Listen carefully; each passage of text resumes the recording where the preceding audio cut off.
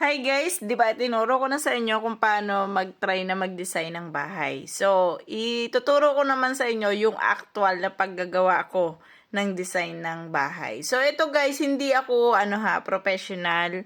So, ano lang to, kumbaga, dahil meron kang property, gusto mo siyang ipaayos, gusto mo ipa-renovate, pero hindi mo alam kung paano mo sasabihin lahat doon sa gagawa ng bahay na ganito yung gusto ko, ganito yung gusto ko, nang hindi na lagi mong kakausapin. Kumbaga, all in, dapat nakabuhos na sa kanila or alam na nila kung ano yung magiging style ng bahay. So, kaya ituturo ko sa inyo ngayon kung paano siya gumawa. So, nabanggit ko sa inyo, gumawa ako ng scratch. So, ipakita ko. Ito yung scratch na ginawa ko. Nagagawin natin siya ngayon na from scratch. So, ito yung baba niya. So, ito may hagdan dito. Yan. And then, ito naman yung mga accessories niya. Ito, may room dito. And then, ito naman yung pag-akyat ng hagdan. At makikita nyo, may 3 room siya. So, gagawin natin siya dito, guys. Using sa 5D planner. So, hanapin nyo lang to kay Google. Hanapin nyo yung planner5d.com. Basta i-search nyo lang kay Google, 5D Planner. Yan na yung lalabas. And then, from scratch tayo, guys, no? Once na nag-open kayo, guys, ito yung unang lalabas sa inyo. At ito makikita nyo tong part na new project. Guys, pag lumabas yung new project sa inyo dyan, so i-click nyo lang yung new project. Ganan. And then, punta kayo kay start from scratch here. Click nyo lang. And the next one is ito yung lalabas sa inyo. So, it's up to you. So, burahin muna natin to kasi ano naman siya eh. Wala naman talaga siya. So, burahin lang natin to lahat. So, medyo matagal yung paggagawa nito, no? Hindi siya basta-basta mabilis lang. So, yan. Burado na siya. Wala na kayong nakikita. Ang una nyong gagawin, syempre magbi-build na tayo. Punta kayo dito sa build. And then, click the draw walls here. And then, mag-draw ka muna ng walls na gusto mo. Ito yung sa labas na walls natin. So, ito yung design ko na gusto ko. For example, so hanggang dito siya, 3.75 meters. And then, pagdating dito ay, paano ba yung style ng bahay na yun? Paganto siya. Yan. And then, ito, medyo mahaba kasi yung bahay na yun eh. So, ganyan. So, 4 meters. May nakasukat naman dyan. And then, dito is i-click din natin. And then, here is i-click din natin. So, ito na yung lalabas sa kanya. And then, the next one, ito na yung pattern niya. So, ito yung sa taas natin, no? Ito muna yung gagawin natin. So, ito yung una nating ginawa, yung pinaka-square niya. So, the next one is, sabi doon sa drawing, yan, sabi doon sa drawing is may pinto siya sa parte dito. So, ilagay natin dito yung drawing, para kita nyo. So, yan yung gagayahin natin. Kaya mahalaga sa akin na naglalagay ako ng scratch muna para hindi na ako mahirapan ng pag-iisip. So, punta kayo dito sa search and then punta kayo sa door. Hanapin nyo yung door, i-drag nyo lang to dito, papunta dito. Sabi kasi dito daw ako maglalagay ng pinto. And then the next one is i-click lang natin to, pawiin natin yung door, ilagay natin yung sink. So, search kayo ng sink. Saan natin ilagay ang sink dito sa ating scratch? So, nandito ang sink sa may gitna. So, dito ang lagay ng sink natin sa may gitna. So, itatry natin siyang gawing dalawa. I-duplicate natin para medyo humaba siyang tingnan, no? So, itatry lang naman natin to kung ano magiging outcome niya. And then,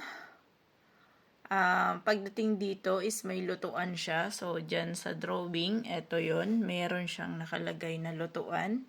So, hanapin natin ang lutuan dito. So, ang lutuan ay stove. Yan. Stove. So, itry natin siyang i-drag dito yung stove. Okay. And then, try natin gawing dalawa. So, para lang sa for ano nyo lang, no, ay, isa na lang pala, yan.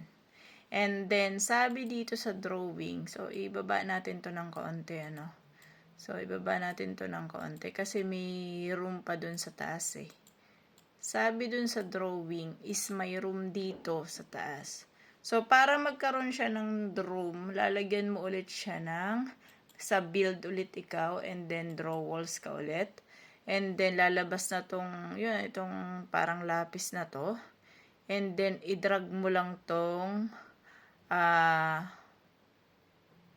yan, i-drag mo lang to, yung lapis na yan, i-drag mo lang.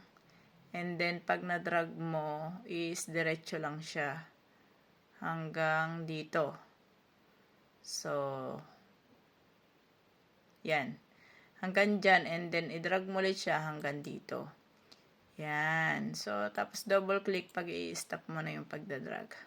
And then, sabi dito, so ito, pwede na natin tong i-copy yung pinto kasi may pinto siya dito sa part na to. So, may pinto siya dyan. And then, draw walls pa rin tayo. Punta tayo dito. So, i-double click lang natin to. Kasi sabi sa drawing, meron daw siya ditong CR. So, draw walls lang natin siya. And then, medyo lakihan kaya natin yung yan. And then, after nyan, kuha ulit tayo, i-click ulit natin tong door para mag-copy-paste na lang tayo. So, copy-paste na lang yan. So, pagdating dito sa sink ng CR, punta ka ulit sa search bar, hanapin mo ang toilet bowl. Yan, i-drag mo rin siya dito. So, kung dito yung toilet mo, ganyan. So, i-try lang naman natin to kung ano magiging outcome niya. So, nakaganto kasi yung akin. Yan. Nakaganyan siya doon sa pinaka-bare type ng bahay. Ng bahay ko. So, gusto ko lang gayahin din yun. Kaya, ganyan. And then, the next one is ang shower. So, pwede rin kayong maglagay dyan ng shower. So, itry lang natin. Yan. Drag lang natin tong shower. Kunwari lang naman. So, drag lang natin dito yung shower. Yan. And then, iikot lang natin to kasi medyo nakaikot yun eh. Okay, and then the next one, so kompleto na ba? So, dito may hagdan. As is na lang to. Etong part na to, hindi natin to lalagyan kasi may hagdan daw siya. So, try natin. Kung malalagyan natin ng hagdan, i-type nyo lang dito ang stairs and then i-click nyo lang yung hagdan, kunyari.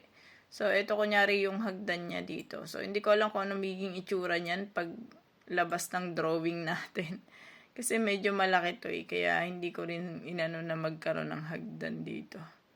So, medyo malaki kasi yung ng hagdan niya. And then, so, yan na. And then, lagyan natin siya dito ng sofa. Sabi ko kasi dito is may sofa siya. So, i-search lang natin ang sofa. And then, eto na yung straight. Yan, eto na yung sofa. I-drag lang natin siya dito sa part na to dito. And then, ikutin lang natin para magmukha siyang yan, maganda. So, iisod nyo na lang, no? Yung mga nagkakamali kayo sa mga parte-parte, iisod nyo na lang. So, ito naman, itatrial lang naman natin. So, ganyan yung style niya. Ganyan yung lalabas sa kanya. So, parang masyado kasi malaki yung sopa ko. Na-try nga natin i-delete, ipalitan natin itong isa. Baka mas maliit to. Pero parang same lang din siya, no? So, same lang. So, ito na lang. Mas, pakita nyo pa. So, ito. So, ito guys, nagawa na natin, no? So, kung makikita nyo, may sofa dito. Meron din siyang sofa dito. Ito yung lababo. So, may lababo din yan. Tapos, dito naman is meron siyang, pangalan to, stove. May stove din dito. And then, meron siyang room doon. So, nilagyan natin ng room. Ito, lalagyan natin to sa actual ng cabinet. Pero dahil walang cabinet. And then, ito naman, ang ating liguan. And then, dito stairs. Try natin kung anong style sa 3D. So, click mo lang yung 3D sa taas. At ito na nga yung kinalabasan. So, pagpasok mo ng pinto, makikita nyo may stairs siya dyan sa ganyan, oh. And then eto, yan o, kitang-kita nyo. So, yun lang. Thank you.